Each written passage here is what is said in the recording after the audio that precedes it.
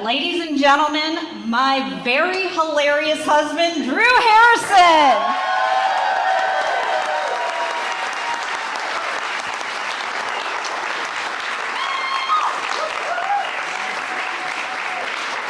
Oh, hey guys, how we doing? Thanks for coming out. Anyone ever found out you've been using a word wrong your whole life? That's fine. 4 decades on this planet, just found out Parisians. Just people from Paris. My whole life I thought it was some biblical times, people. Like the Jews, the Gentiles, and the Parisians. I don't know. I had a teacher one time tell me, Drew, you are the dumbest smart person I have ever met. I was like, that checks out. That's good. That's me. King of the dum-dums. Trying to prove her right every day, I feel like. Because I'm smart enough to not fall for those scam emails, you know? Like, I delete them, get out of here. But I'm dumb enough to, feel like I missed out on an opportunity the rest of the day. I could have retired on that kind of money that Prince was trying to give me.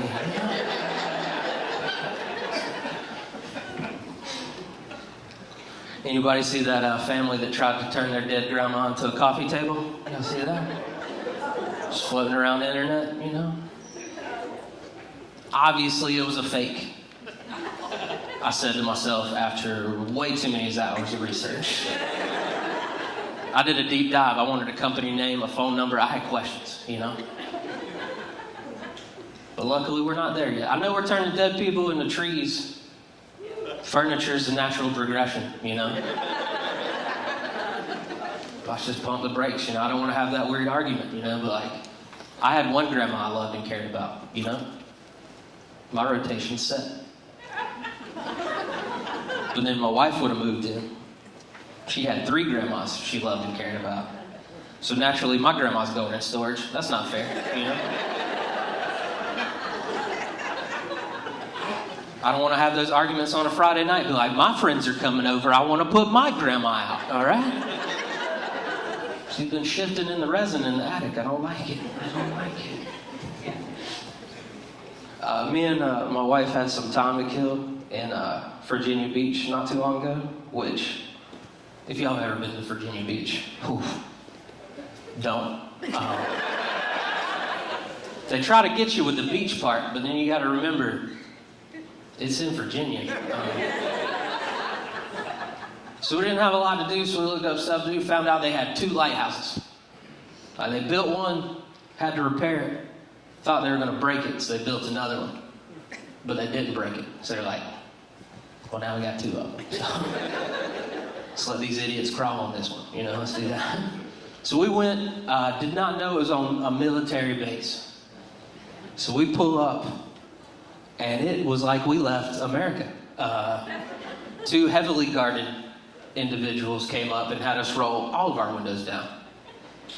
They start firing off questions at us. They're like, are you trafficking any people or animals we need to know about? In my Kia Forte? I'm just trying to look at a lighthouse, my guy. But then one of the more seasoned guards was in the shack. He got a load of this. Because he stepped out and went, or drugs? And all the other guards caught on there like, yeah, or drugs? And I'm like, who has that ever worked on? Are there 2 schmucks sitting in jail? Like, they hit you with a drug question? Me too. Also, I'm a grown man looking at a lighthouse at 10:30 on a Saturday. Of course I have drugs on me.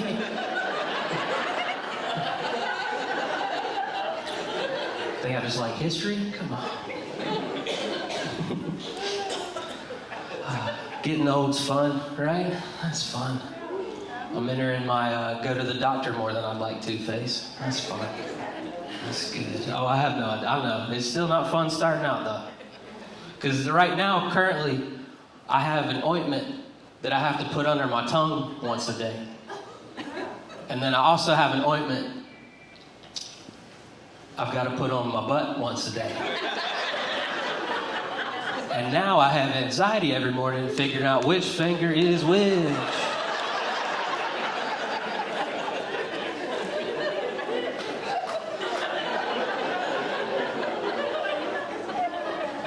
So that's where I'm at in life. The butt doctor visit, that was fun. That was eye-opening in more ways than one. I know I'm preaching to a bunch of ladies in here, and y'all are like, yeah, tough cookies, buddy. But I went to the butt doctor, and first of all, I was thrown for a loop because the nurse that took my blood pressure saw my tattoo. Now this is what I thought a signature image from the beloved game Rummy Cube. I've only called it Rummy Cube my whole life. I've heard other people call it Rummy Cube. This nurse proceeded to say, "I love your Rummy Cup tattoo." And he said it with such confidence, I was like, have I been saying it wrong this whole time? So that threw me for a loop. So I'm all in my own head like, is it Rummy Cup, Rummy Cube? I don't know. I'm second guessing my entire life out here. So then the lady comes in and she's like, well, let's have a look. I was like, well, I knew this was coming. So I see that there's a bed over there and there's a little ledge. So I'm like, do I stand on that ledge? And she went, oh no, that's for your knees. And I guess I gave her the, huh? Because she went for my back. And I was like, is it for my knees or is it for my back? I'm so confused. But she's like, put your knees on it, spread out on the table. Next thing I know, she's hitting a motor and I'm just drifting up in the air.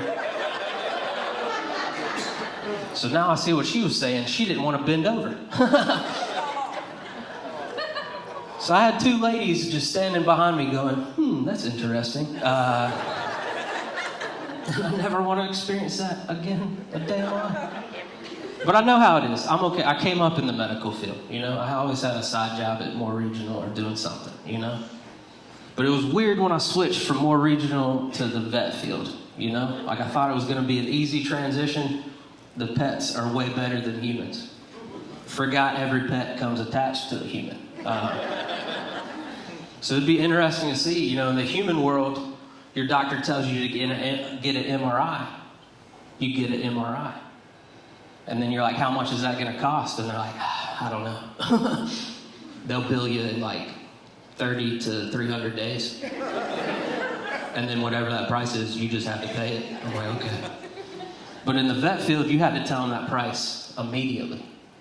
So these big burly men would come running in with their chihuahua named Bella or Precious. Because that's legally all you can name a chihuahua. And they come running in and they're like, this is my baby. Please save her. Do whatever it takes. I don't care. And you come back and you're like, hey man, those x-rays are going to be $200. And they're like, I mean, that dog walked up the house like 2 weeks ago. Can she walk it off? She can walk it off. I'll give her some Tylenol when we get home. It'll be okay. It'll be all right. But no, I worked in the vet field for 10 years, and my worst day, by far. Walk in like a normal day, get handed gloves and a gown immediately. I'm like, that's not a good sign. They're like, we have an English bulldog in here that's having to have a C-section. I'm like, that's our day? Okay, all right. So before I knew it, they're handing me a puppy that just came out of this dog. And I didn't know that that was real in the 101 Dalmatians where you rub a dog to life. That's what you do. I thought they were joking with me. They're like, just rub it until it starts barking or whining. I'm like, what? So I got my gown on, I got my gloves on, I get the first puppy, I'm just rubbing away, talking to it, like, come on, man, let's go. What people don't know is, it was the next day that me and my first wife decided to split up. So I didn't even know if I wanted to go to work that day. I wanted to stay in bed and watch rom-coms and eat ice cream, you know? But I went to work anyway, and this is the day for me. So I'm talking to my dog, I'm like, come on, man. Second puppy wakes up. Third puppy wakes up. Eventually, all of the puppies wake up except for my first one. And I'm over in the corner melting down. I'm like, bro, do not do this to me. But also, I don't want anyone else to know what's going on. So I'm having a heart-to-heart with this dog, but also looking like a lunatic. So I'm praying that this dog wakes up. I'm talking to it. I finally get the... So I dropped down like it was the Lion King. And then my boss came over, and I was like, I'm going home and eating ice cream and watching rom-coms. And then I found out 2 weeks later that dog sold for $3,500. So, should have stole it. They named it Green Bean. I'm sure he's having a great life. You know, it's fine. It's fine. But I actually had my favorite job ever here in Moore County. It was my first job, actually. I worked at this sandwich place called Roly Poly. Does anyone remember that? Yeah. Loved Roly Poly. If you're not familiar with it, it's where they take sandwiches, hand roll them in flour tortillas. And they are a great place to work, but they are strict about that roll. Like, that roll has to be perfect. Like, you have to get judged by your peers and the owner before they let you go on the line. And I was new, I was young, I was struggling a little bit.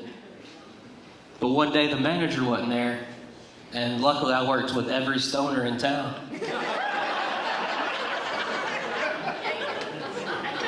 And they were just like, hey man, just roll the sandwich like your table rolling a joint. And it clicked. I was like, why is this not in the employee handbook? This is fantastic. But then I got in trouble when I went to go seal it.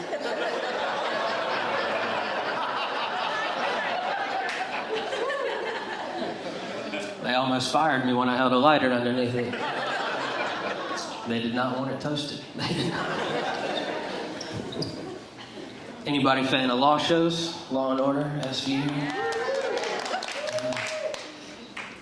Love law shows. My wife likes true crime. I like when they change the names, you know. I don't want to connect to the dead people, you know. But I love law shows. I love how cool they make the court proceedings look, you know. Like, that looks awesome. And as y'all can tell from everything that's come out of my mouth so far, law school, not in the cards. I even got a couple teachers here that'll be like, yeah, checks out. And unfortunately, I spent a good part of my 20s as a defendant, and that wasn't fun either. So law shows are not fun when they're about you. So I was like, the only way I'm going to be a part of this thing that I love so much is if I get summoned for jury duty. So I think I was the only one in America in their late 30s pulling for jury duty. Because to be honest with y'all, I've never had a day job I'd rather be at than jury duty. And with my background, I don't think I've ever had a day job that pays as well as jury duty either. So finally got that summons in the mail. I packed my snacks, charged my phone. I was ready to go. Showed up with my lunchbox like, do I get my $12 now? After? All right, that makes sense. And it was great people watching. I was the only one there still not actively trying to get out of jury duty. Like, this one dude came busting in. He's like, I got arrested last night. And the lady in charge of us is like, well, they let you go. Sit down. So they move us to the courtroom. There's 2 cases we can possibly be a part of. First one, hit and run. Who wants that? No, thank you. What's that, 3-4 days tops? Mm-mm. I'm working by the day out here, all right? So luckily they don't pick me for that or the alternate. So I'm like, dodged a bullet on that one. Next up, murder. I'm vibrating in my seat. I'm looking at all these people that don't want to be here like, did you not hear him? He said murder. How are you not hyped right now? So I was like, please pick me, please pick me. out loud. 10 years go by, I'm starting to lose hope. Didn't know number 11 was my lucky number that day. They call my name. I pop up like they just said the next contestant on The Price is Right. Like high-fiving all the people that don't want to be here. Ran down the aisle like a wrestler in the 90s. I did get the bailiff to break. He gave me a high five. He's like, you did it, man. Good for you. Just pulling for you. Sat down in the juror's box. I was like, happy to be here. Murder! Hey, you think we'll get you think we'll get a hotel room?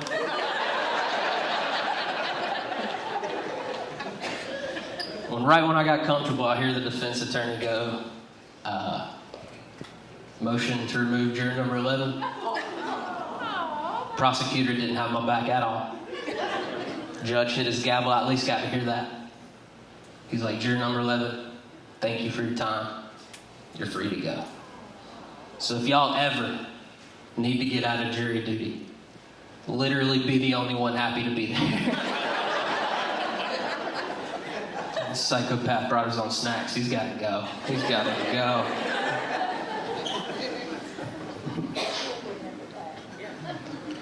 Played baseball here at Pinecrest. Played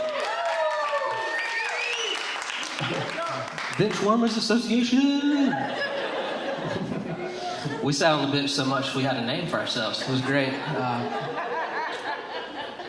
But I wanted to be a part of a team again in my late 30s. So I played baseball all throughout high school. So I was like, natural progression.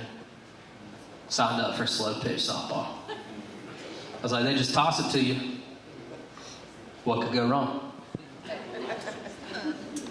A lot could go wrong. Turn in my email. We don't have a practice, a Zoom meeting, nothing. They just tell us first game to show up to. So I pull up, I get out of my car, I see the team we're about to play, wearing matching uniforms, over there doing jumping jacks in unison in the left field. One of their guys walked by with one of those bags with like 17 bats in it. And then I look over at my team. Nobody's even wearing the same colored t-shirt.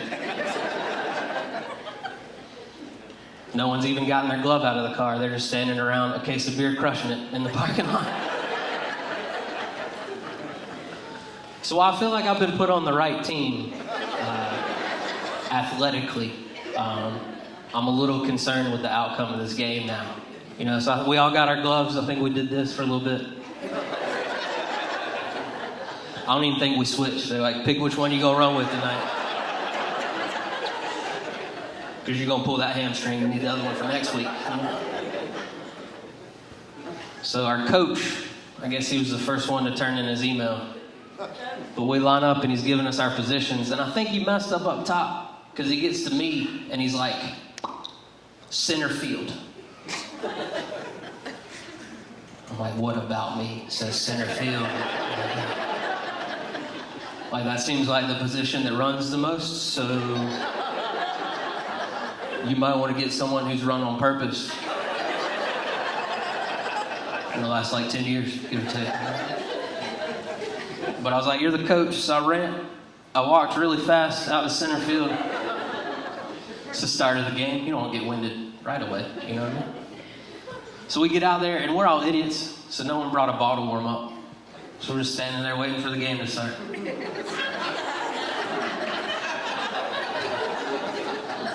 You will be surprised how quickly you turn into that kid you hated when you played Little League. 30 seconds goes by, I'm like...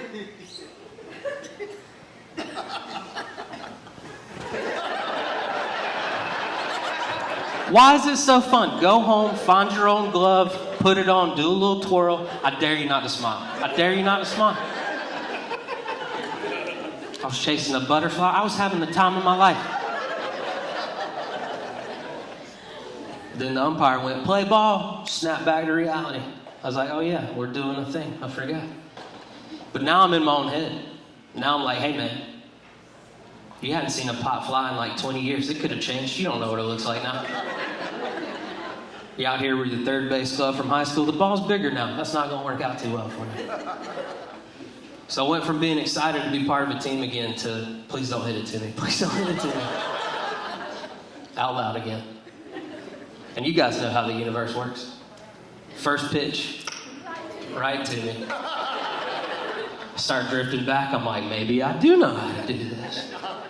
But then I had to do one of these right here. Not to brag, but I can do it now. That night, the bright lights, something didn't connect. Tripped myself up. Fell flat on my back in center field. But luckily, I was so close to catching it, it landed right on my stomach.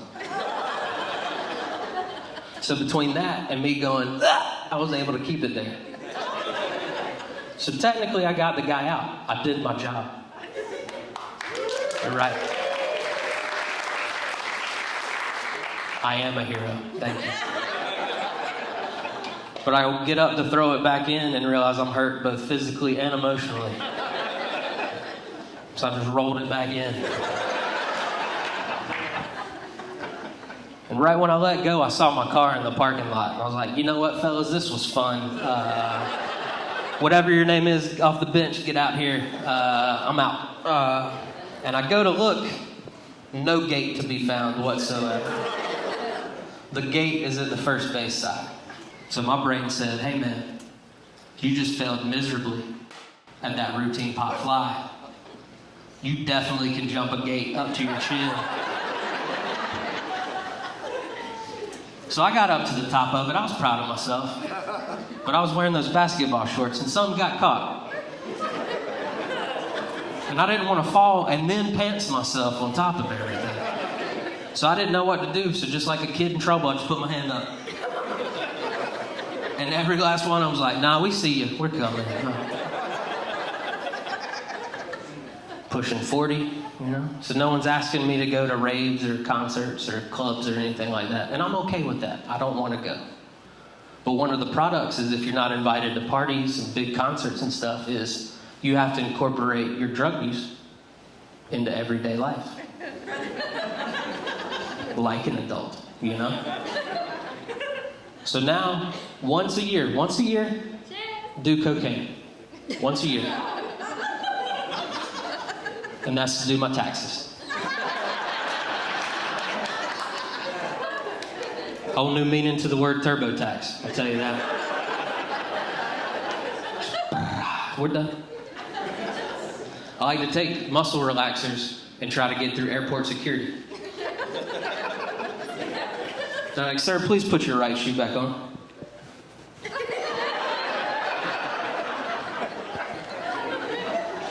They're finally like, you're not a threat. Just go. Just go. But sometimes you mix the wrong drug with the wrong activity. I thought I had a Saturday free to myself, so I ate some mushrooms. I was like, let's see if I can still do this like I did when I was 20-something. But as soon as I ate them, my wife reminded me we had a child's birthday party to go to. I think she used the term non-negotiable. So I went, and luckily, I hit the jackpot at first. It was a laser tag party. I was having a blast. I was just murking these kids in the laser tag area. I had a ghillie suit. I don't know where I got a ghillie suit from. I'm just sniping them. Having the time of my life. And if you've ever taken mushrooms, you know it's a little bit of a roller coaster. You're having a great time with life, enjoying it, but then you start questioning life and what you're doing on this planet.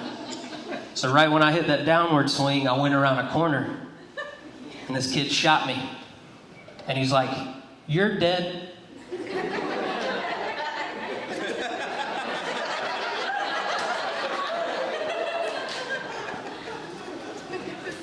I'm dead.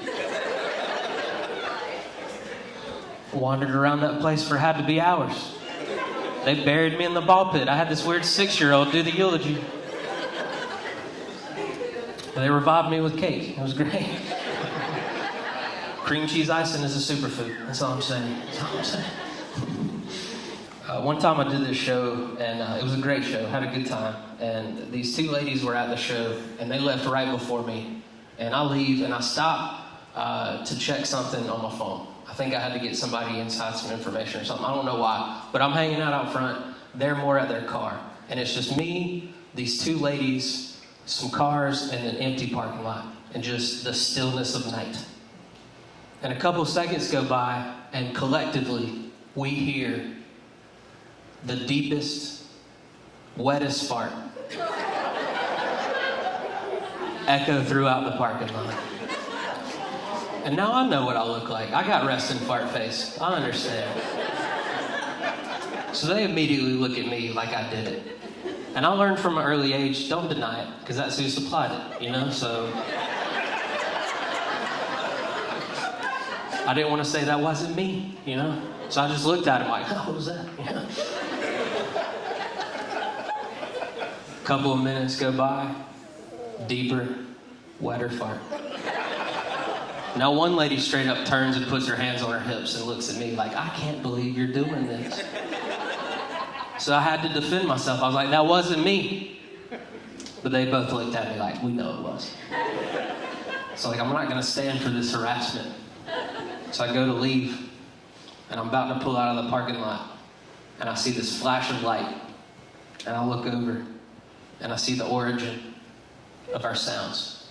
It's these two kids had just gotten off work, lighting each other's farts in the parking lot.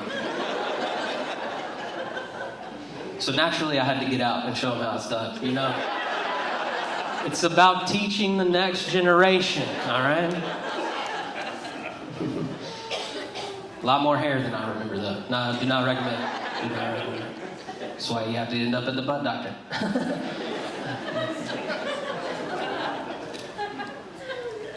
Does anyone like to play that game I like to play called Can You Run to Your Mailbox in Your Underwear Before Anybody Sees You?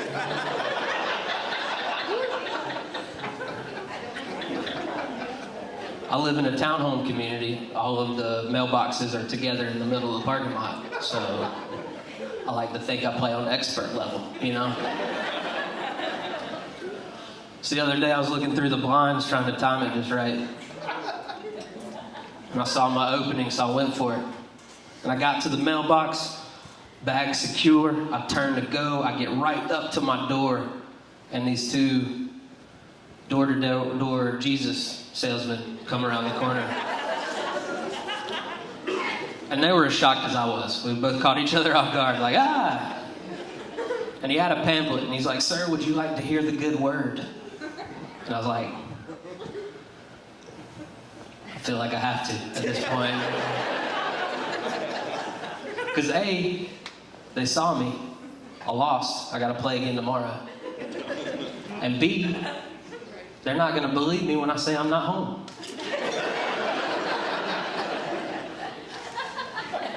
So I said, sure. And I took the pamphlet. His eyes glossed over. He was like, what's up? You said yes? No one's ever said that before, man. Quite frankly, I don't know what to do from here. So he just turned and walked away. But like I said, I'm not too good at being an adult. Like I should have just left my mom's house, gone straight to like an assisted living facility. But there's plenty of y'all in here tonight like, that checks out. I definitely think I would. Because like my wife's doing a good job of keeping me less dumb in public, you know? Like my wife's real good about being like, hey, run that by me again? Yeah, don't ever let anyone hear you say that. Because before her, I was out here loose in the streets. You know, that wasn't good for anybody. Before her, I didn't know that those credit cards that came in the mail say your name here, not actual credit cards. Just thought you wrote your name on it, you're good to go, you know? So I'm the jerk holding up the line at the coffee shop, like, I don't know what to tell you, man. Swipe it again. Poor barista has to come back and be like, sir, were you approved to use this credit card? With all confidence, I fire back. I was pre-approved, actually, so. Swipe it again. But my wife was like, you're an idiot, there's paperwork involved. I was like, I definitely don't want to do that. But I was like, I got 72 of these things. I don't want to just throw them away, that seems wasteful. So here's what I came up with. Go to your favorite fast food establishment. One that has the 2 windows, but they only use the one. The other one's like see-through storage for no reason. Order a big meal, and then you get a drink. And when you pull around, what do they always have ready for you? That drink. You hand them the fake credit card. They hand you the drink. Then you just drive off.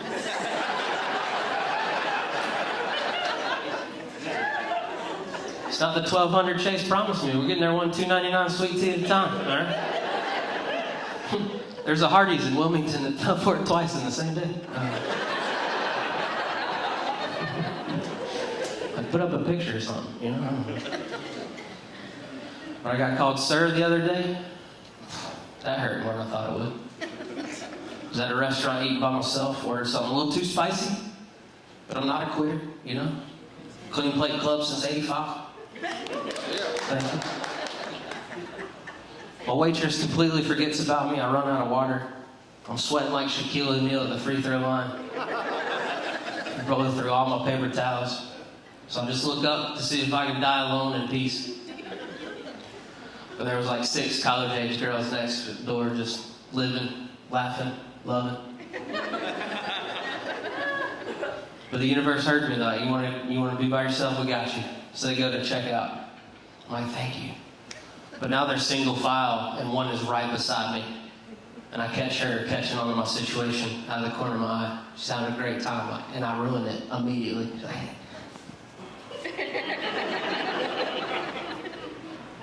is someone supposed to sweat that much? I've got to say something. Sir, are you okay? And now I get why I looked like I was stroking out. I appreciate that. But why are you yelling at me?